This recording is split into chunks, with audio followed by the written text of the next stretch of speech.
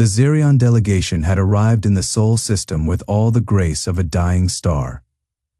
Their bioship, Emerald Tide, pulsed with sickly yellow-green light as it limped into high orbit around Mars, its once glorious vine, like hull now cracked and leaking photosynthetic plasma. The organic energy webs that usually thrummed with vitality flickered erratically, like the last gasps of a drowning creature from the bridge of the human battleship Resolute.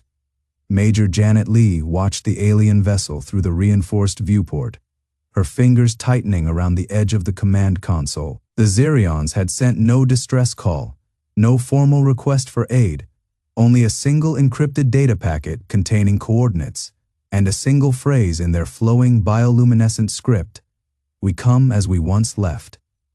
The message had been enough to mobilize the entire Third Fleet. Lee exhaled slowly, her breath fogging the cold glass for a fraction of a second before dissipating.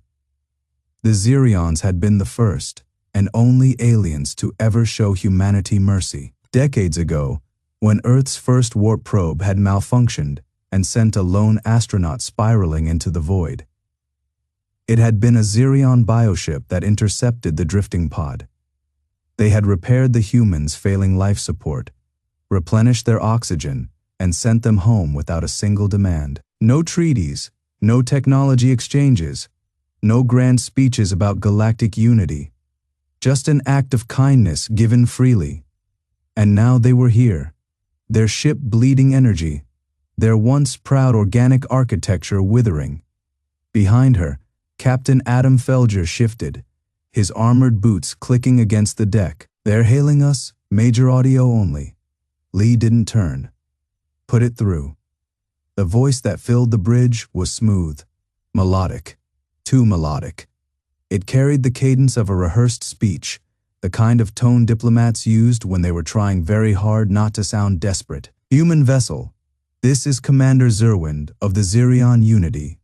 We greet you with gratitude." Lee's eyes narrowed.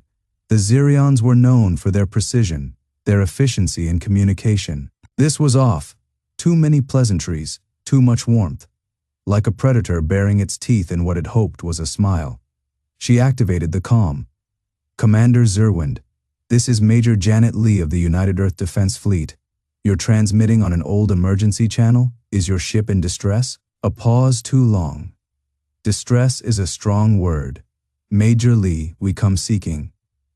"Dialogue," Felger muttered under his breath. "Dialogue right." Lee didn't acknowledge him. She was watching the bioship's energy signatures on the tactical display. The Emerald Tide's photosynthetic cells were operating at less than Fey efficiency, its organic power grid fluctuating wildly.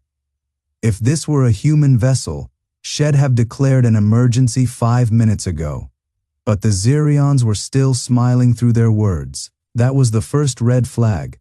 The second came when the bioship's outer hull shifted, its vine-like plating retracting just enough to reveal what lay beneath. Not weapons, not shields, but scars. Deep jagged wounds in the living metal, still oozing faint green ichor. Whatever had done that hadn't just attacked the ship. It had eaten parts of it. Lee's stomach tightened. "Commander Zerwind," she said, her voice deliberately calm. "You're welcome to dock with our station. Medical and engineering teams are standing by." Another pause, then softer. "Your kindness honors us, Major, but we must decline. Our systems are fragile. Boarding may not be safe." Felger's jaw clenched. They're hiding something. Lee knew. Of course she knew, but she also remembered the old reports. The Xerion ship that had saved a lone human, asking nothing in return. "Then welcome to you," she said. Then, at last, the voice on the other end cracked. Just for a second. "Thank you." The transmission cut. Lee turned to Felger. "Prep a shuttle. Full hazard protocols, and get me a live feed from their hull. I want to know what the hell did that to them before we step foot on that ship." Because one thing was certain, the Xerions weren't just here to talk. They were here because something had hunted them to the edge of extinction. And whatever it was still out there.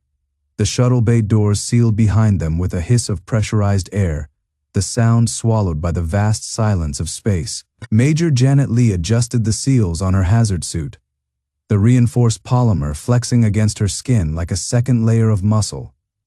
The material was rated for vacuum, radiation, and, if the reports were right, something far worse. Captain Adam Felger stood beside her, his fingers tapping an uneasy rhythm against the stock of his pulse rifle.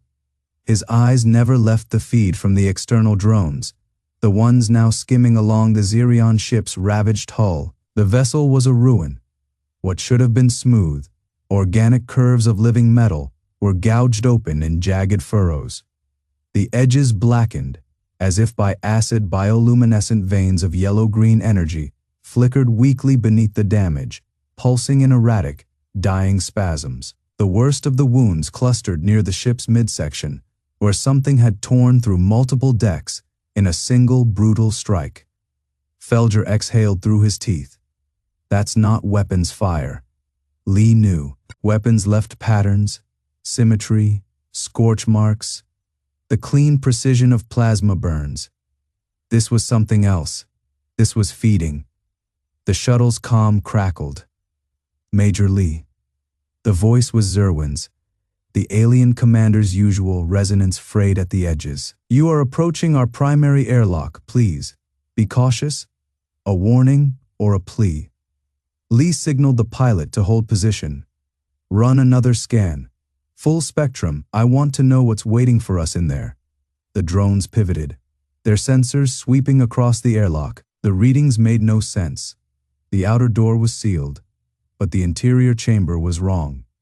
The atmospheric pressure fluctuated wildly, as if something inside was breathing. Thermal scans showed no clear heat signatures, just shifting patches of cold and warmth, like a predator circling in the dark. Felger's grip tightened on his rifle. They're not alone.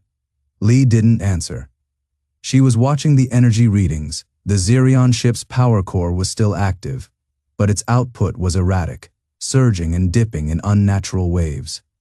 As if something was draining it, then the airlock cycled. The outer door slid open with a shudder, revealing a yawning darkness beyond. The interior was bathed in the sickly glow of dying bioluminescence, the walls slick with something that wasn't water. Strands of viscous fluid stretched between the surfaces, trembling as the shuttle's thrusters disturbed the air. And then, movement. Something shifted in the shadows. Not a shape, not a body, just a presence. A ripple in the air like heat haze over desert sand.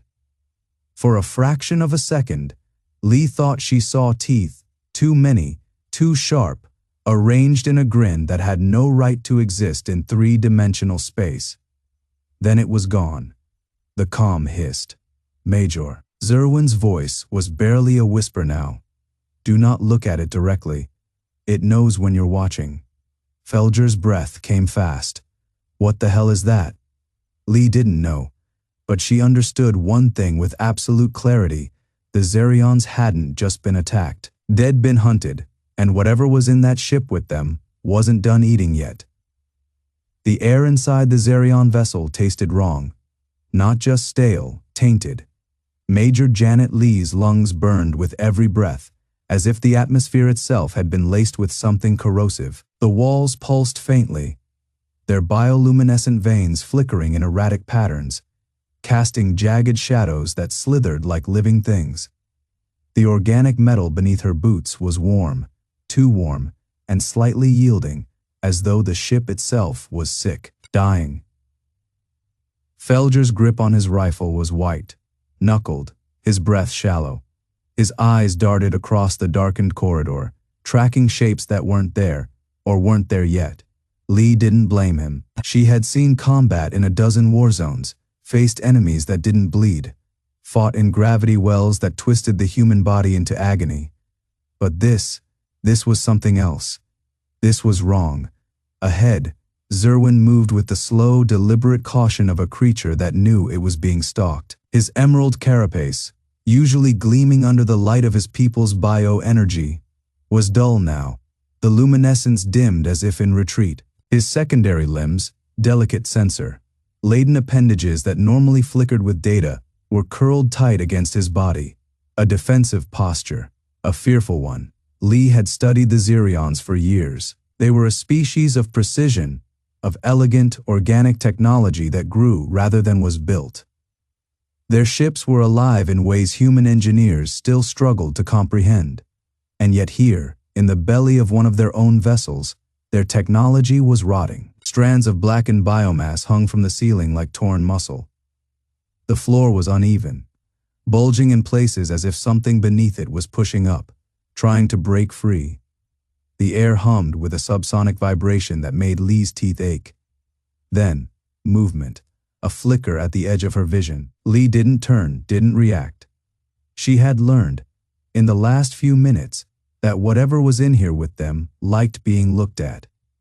Felger hadn't. His head snapped toward the disturbance, his rifle rising, a hand clamped down on his wrist.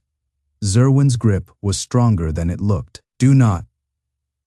The Xerion commander hissed, his voice a strained whisper. "It will take the invitation." Felger's jaw tightened, but he lowered the weapon. Lee exhaled slowly. They had come here for answers. The distress signal had been clear.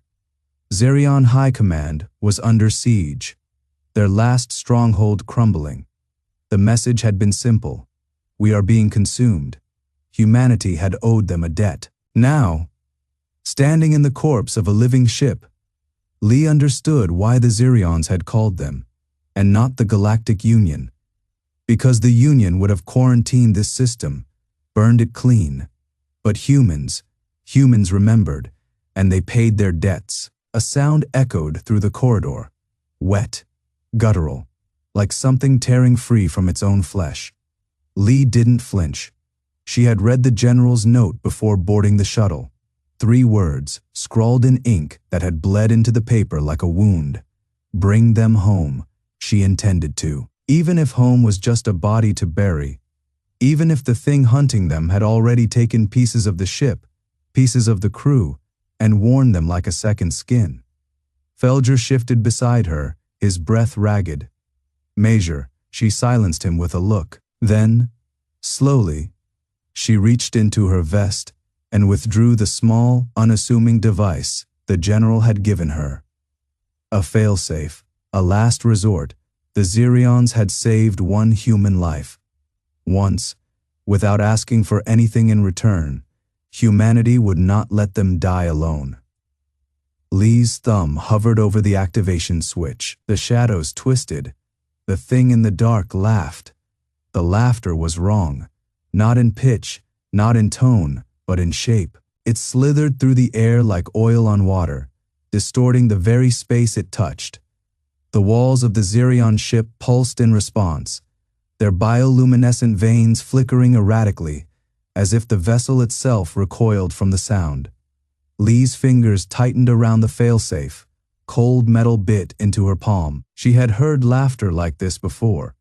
Not from a living thing, from a recording, a debriefing file, years ago after the first, and only human expedition into the dead zone. The audio had been corrupted, the visuals scrambled into static, but the sound had survived. A voice that wasn't a voice, laughter that wasn't laughter. The scientists had called it an anomaly. The soldiers had called it a warning. And now it was here. Felger's breath hitched beside her. His rifle trembled, not from fear, she knew, but from the sheer wrongness of the thing standing in the corridor ahead of them. It wasn't fully visible, not yet. Just a suggestion of movement, a ripple in the air where the light bent unnaturally around something that refused to be seen. But Lee could feel it watching them, studying them, recognizing them. Behind her, the Xerion commander, Zerwind, let out a low, shuddering hiss. His emerald scales had darkened to a sickly olive. His crest of sensory tendrils flattened against his skull in instinctive terror. His species had no concept of demons, no myths of monsters that lurked in the dark. But he understood now, Airsec, the scientist, was worse. His limbs trembled violently, his bioluminescent markings flickering like a dying star. He clutched a scanner in his primary hands, the device's readings spiking erratically, not from malfunction, but because whatever stood before them defied measurement. Lee exhaled slowly, the general's note weighed heavy in her pocket. Bring them home. She had expected a fight, a boarding party, maybe a last stand against an enemy fleet. The shadows shifted again. This time, something moved within them, a limb perhaps, or something that served the same purpose. It stretched toward them, slow, deliberate, its edges blurring like smoke. The air around it warped, the ship's organic metal groaning as if in pain. Felger's finger twitched against his trigger. Lee didn't stop him. The shot rang out, a searing bolt of plasma cutting through the dark. It passed straight through the thing. No impact, no reaction, just silence. The laughter came again, closer this time. Lee's thumb found the failsafe switch. She didn't press it, because the Xerions had saved one human life, and humanity did not abandon its debts. Even in the dark, even against this. The shadows surged forward. Lee raised her sidearm. The ship screamed. The scream wasn't sound. It was vibration. A shuddering pulse that rippled through the ship's biomechanical veins, through the marrow of the crew, through the very air itself. The Xerion vessel convulsed, its living architecture recoiling as if scalded. The walls bled, thick, amber ichor seeping from ruptured conduits, pooling in the grooves of the deck. The light, that steady, photosynthetic glow, flickered, dimmed, then flared again in erratic bursts, casting jagged shadows that slithered like living things. Felger's breath came sharp between his teeth. His HUD flickered, static clawing at the edges of his vision. The thing in the dark, it hadn't moved. Not really. But the space around it had. The air bent like molten glass, warping perception, making distance meaningless. Lee's sidearm didn't waver. The Xerions had saved one human life, and now they were dying. She could hear them, not with her ears, but in the ship itself, a low, keening hum beneath the scream, a chorus of distress signals pulsing through the organic circuitry. The Xerions didn't scream like humans. They sang their pain, a harmony of electric pulses, a language of light and resonance. And it was fading. Arsik's voice cut through the chaos, thin as a blade of grass in a storm. It's in the systems. The alien scientist's emerald skin had dulled, his bioluminescence guttering like a dying star. Not just the ship, us. It's rewriting the... His voice dissolved into static. Felger didn't wait. He fired again this time. The plasma bolt didn't pass through. This time, the dark caught it. The bolt hung suspended, a burning ember trapped in tar. Then, slowly, it unmade itself, peeling apart in ribbons of fading light, dissolving into the nothingness that had swallowed it. The laughter came again. Zerwin staggered, his vine-like limbs trembling. His command sigils, bioluminescent glyphs woven into his flesh, were dark. We thought it was a weapon, he rasped. A thing to be fought. But it's not. It's Lee felt it then. Not fear, not even dread. Recognition the thing in the dark wasn't just killing them. It was learning, and it was smiling. Not with a mouth, not with eyes, but in the way the shadows deepened where they shouldn't. In the way the ship's groans formed, something almost like words. Humanity had faced monsters before, but this wasn't a monster. This was something older, and it remembered them. Lee's thumb found the failsafe again. The ship screamed louder, not the sickly dying glow of the Xerion vessel, not the hungry dark of the thing that hunted them, but human light, raw, unfiltered. The shadows recoiled. For the first time, the laughter stopped. And in the silence that followed, Lee smiled back. It didn't reach her eyes. The light did not belong here. That was the first thing Zerwin realized as it flooded the chamber. Not the soft, pulsing bioluminescence of Xerion technology, nor the sickly, grasping dark of the thing that had hunted them through the ship's veins. This light was human, harsh, uncompromising. It burned through the shadows like a blade through flesh, and the thing in the dark, the thing that had been laughing, flinched. For the first time since the nightmare began, the ship fell silent. Xerwin's respiratory vents flared, his emerald-hued skin tightening over his exoskeletal ridges. He had seen human weapons before, crude, kinetic things, all fire and noise. But this was different. This light was not a tool.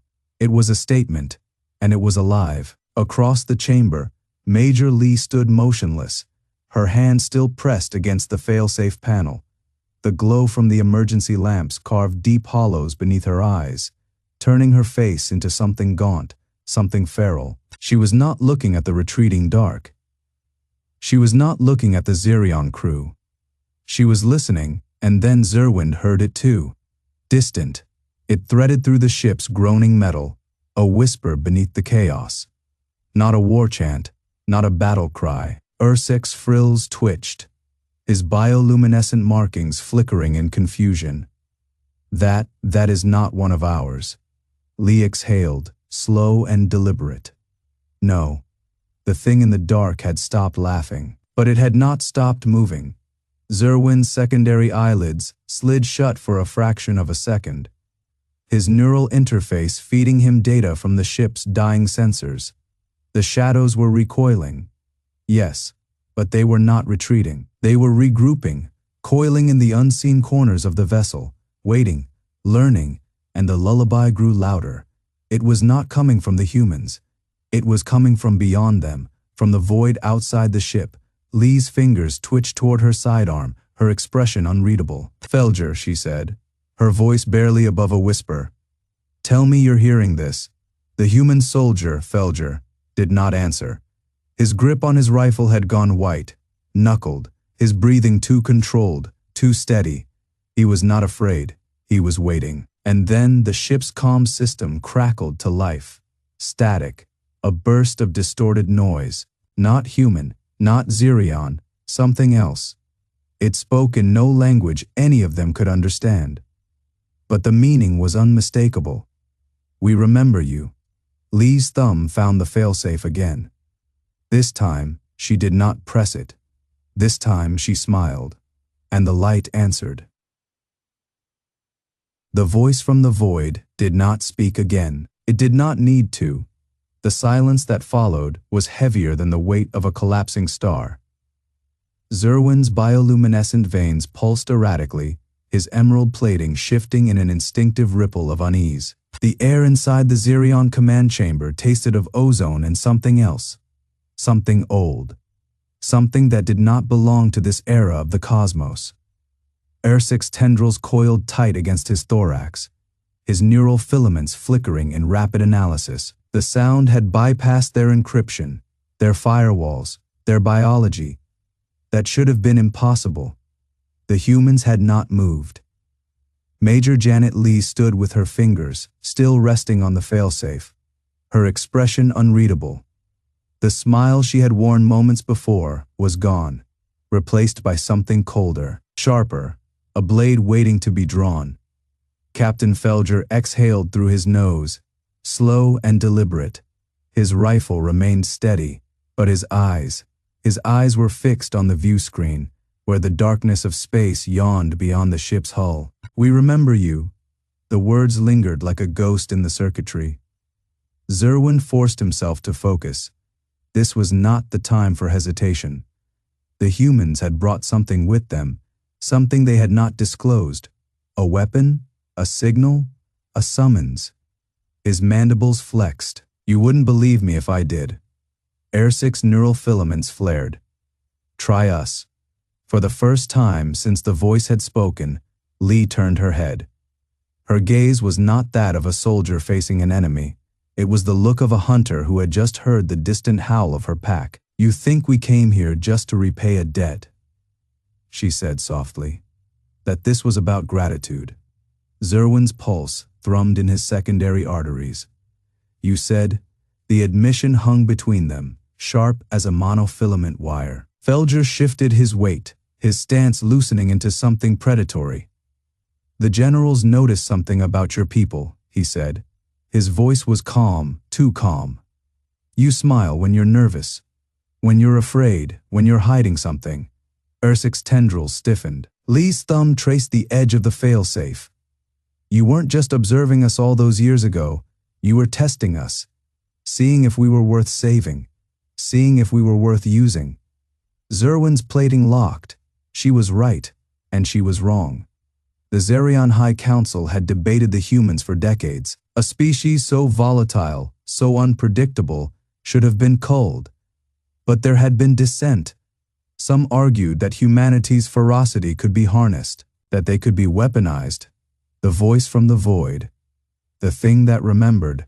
Lee's fingers curled. Turns out, we noticed something else about you too. Felger's grin was all teeth. You don't just smile when you're lying. Ursic's filaments flickered in alarm. Then when the ship's proximity alarms screamed to life, the view screen flared with light. Not the yellow-green pulse of Xerion bio. Energy, but something deeper. Something hungrier. The darkness beyond the hull rippled. And then it answered. Lee exhaled. You smile when you're about to die. The failsafe clicked, and the stars moved. The stars did not simply move. They uncoiled. Xerion's neural tendrils flared in a burst of instinctive terror, his body reacting before his mind could process the impossibility before him. The void beyond the observation deck warped, space itself bending like a predator's spine tensing before the strike. The light that spilled through the view screen was not the familiar pulse of Xerion bio, luminescence, nor the sterile glow of human plasma drives. It was something older, something that remembered hunger. Ursic's filaments stiffened, his voice a whisper of static. That is not possible. Lee did not look at him. Her eyes were locked on the unfolding nightmare, her expression eerily calm. You kept records of us, she said. But you never understood what you were seeing. The darkness shivered. Then it struck.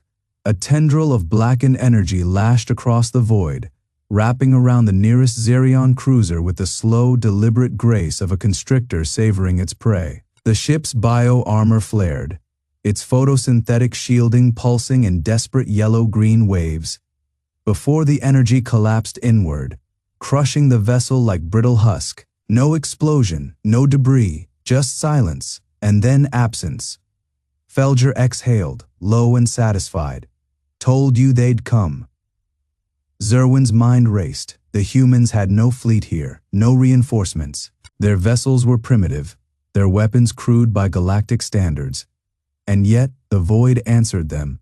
Ursic's voice was hollow. What is that? Lee finally turned, and for the first time, Xerion saw the truth in her eyes. Not fear, not desperation, recognition. You called us reckless, she said. You thought we were just animals, flailing in the dark, but we weren't lost. Her lips curled, not a smile, but something sharper. We were hunting. The darkness beyond the hull rippled again, and this time, shapes emerged. Not ships, not machines. Great. Jagged maws of blackened energy, their edges flickering with stolen light. They moved in perfect unison, a swarm of predators circling the Xerion fleet with terrifying precision. Xerion's neural tendrils burned with the realization the humans had not been saved by chance. They had been marked. And now, the thing that had claimed them had come to collect its debt. Felger cracked his knuckles, his grin widening. See, we noticed something about you, Xerions. You smile when you're lying, when you're afraid, when you're about to die. He tilted his head toward the devouring dark. But them. The first cruiser screamed as it was torn apart. Felger's voice dropped to a whisper. They don't smile at all. The failsafe clicked a second time, and the stars bled. The command deck of the Xerion flagship Emerald Tides was silent. Not the silence of discipline, but the silence of a tomb. The air hummed with the low pulse of failing bio. Luminescence, the yellow-green glow of their organic systems flickering like dying embers. Xerion stood motionless, his neural tendrils coiled tight against his skull, the weight of revelation pressing down like a collapsing star. They had been marked. The thought slithered through him, cold and undeniable. The humans had not been saved out of mercy. They had been chosen by something older, something hungrier than the Xerion could comprehend. And now, that hunger had come for payment. On the holographic display, the blackened maws of the void, beasts pulsed, their jagged edges rippling as they fed. The first Xerion cruiser had lasted less than 3 seconds. Its living hull, designed to regenerate, had been unmade, not torn, not burned, but erased from existence in great, shuddering gulps. The screams of its crew still echoed through the comms, a chorus of terror cut short by the void's appetite. Ursek's fingers trembled as they danced over the bio console, the organic keys squelching under his touch. His frilled crest, usually a vibrant emerald, had dulled to a sickly gray. "The energy signatures," he whispered, voice cracking. "They're not just consuming matter, they're consuming time." Xerwin didn't respond. His eyes were fixed on the human delegation. Major Janet Lee stood at the center of the war room, her posture relaxed, her hands clasped behind her back.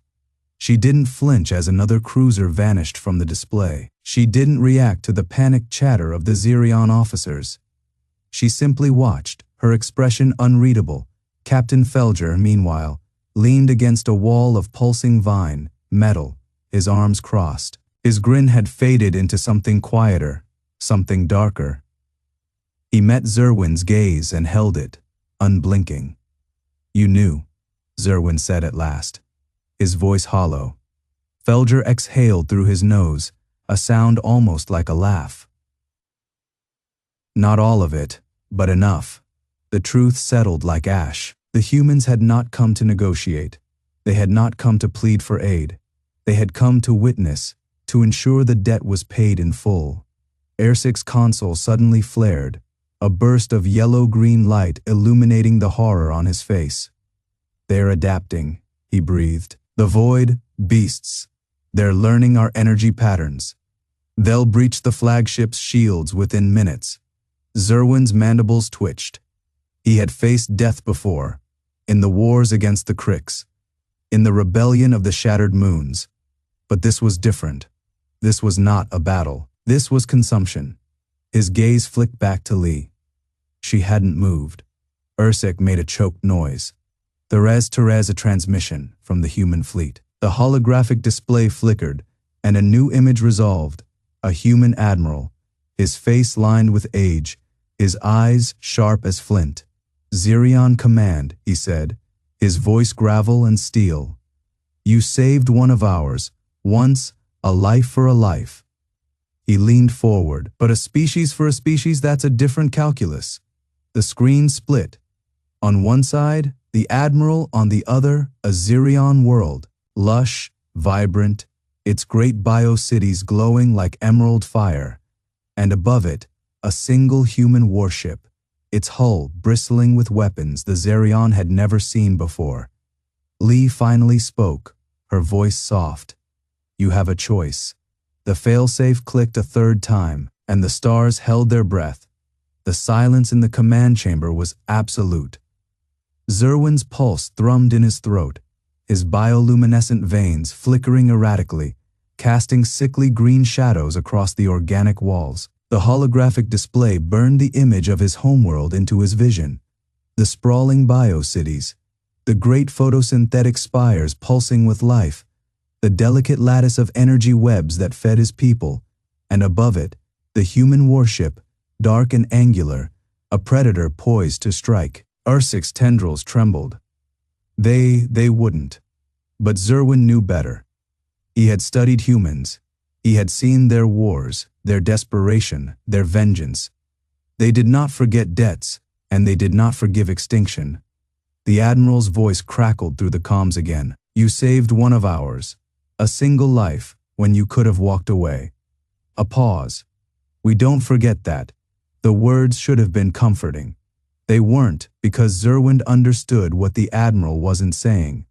We don't forget debts, and we don't forget betrayals either. The failsafe in Lee's hand hummed, its third and final click still hanging in the air like a blade. Captain Felger stepped forward, his armored boots silent against the living floor. He didn't speak. He didn't need to. His presence alone was a statement, a reminder that humanity was not just the warship looming over their world, not just the admiral's cold calculus. They were also this, a soldier standing between two species. Lee exhaled, slow and deliberate. "You have a choice," she repeated, softer this time. Xerion's mind raced. The Cricks were coming. The Xerion had no fleet left, no weapons, no hope, but the humans had options. Ursek's voice was barely a whisper. "What do they want?" Lee didn't answer. Felger did. "Nothing," he said. The word landed like a detonation. Xerion's crest flared in disbelief. "Nothing." Felger's helmet tilted slightly, the visor reflecting the chamber's eerie glow. "You saved one of ours. Now we save all of yours." The simplicity of it was staggering. No demands, no negotiations. The Admiral's hologram flickered. "The Cricks fleet will be here in 6 hours. We can hold them, but we need your permission." Xerion's throat tightened. Permission, not surrender, not submission. Permission. Ursek made a sound like a dying vine. "They're offering to fight for us." Lee nodded. The failsafe in her hand powered down with a quiet hiss. The human warship above their world shifted. Its weapons didn't fire. Its engines didn't flare. Instead, its hull opened. Great panels slid apart, revealing not missile bays, not cannons, dozens of them, hundreds, each one sleek, fast, bristling with weaponry the Xerion had never seen, and at their head, a vessel unlike anything Xerion had ever witnessed. It was massive, yes, but that wasn't what stole his breath. It was alive, not like Xerion biotech, not like their pulsing photosynthetic constructs. This was something else. The ship's surface shimmered, shifting between solid and liquid, its edges blurring like smoke. Energy crackled along its length, not the steady yellow-green of Xerion power, but a volatile electric blue. Ursek's tendrils went rigid. "What is that?" Lee's lips curled. "That," she said, "is how humanity pays its debts." The ship pulsed once, and then the stars screamed, space twisted, reality fractured, and the Cricks Armada, still light, years away, burned. Xerion's knees buckled. He had seen war. He had seen death. This was not war. This was annihilation, and the humans had done it with a single ship. Ursek collapsed against the console, his bioluminescence flickering wildly. They just...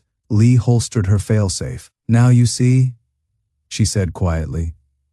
Xerion stared at the hologram, at the human fleet, now moving into defensive positions around his world. The delegates had stopped smiling, and for the first time in centuries, the Xerion weren't afraid. The bridge of the Xerion's resolve was utterly still. The holographic display flickered, its feed now nothing but static where the Cricks Armada had been. No debris, no wreckage, not even the faintest echo of a distress signal. Just emptiness, a perfect, yawning void where thousands of ships had once existed. Xerion's secondary heart thrummed erratically. His neural tendrils coiled so tightly they ached. He had witnessed supernovas, black holes, the collapse of entire star systems, but nothing like this. Nothing so clean, so absolute. Ursek's voice was barely a whisper. They didn't just destroy them. They unmade them. Lee exhaled, long and slow, her fingers flexing around the failsafe at her hip. The weapon was inert now, its purpose fulfilled. "The Cricks made a mistake," she said. "They thought debt was just numbers, ledgers, something to be balanced." She turned to Xerion, and for the first time, he saw something in her eyes that wasn't steel or calculation. It was exhaustion, the weight of a species that had clawed its way from the dirt to the stars, and carried every scar with them. Humanity doesn't forget, she said, and we don't forgive. The delegates had not moved. Their bioluminescence had dimmed to near darkness, their tendrils drawn close, as if afraid the silence itself might lash out. One of them, the youngest, barely past her first molt, reached out trembling toward the hologram. Will they come for us next? Lee laughed.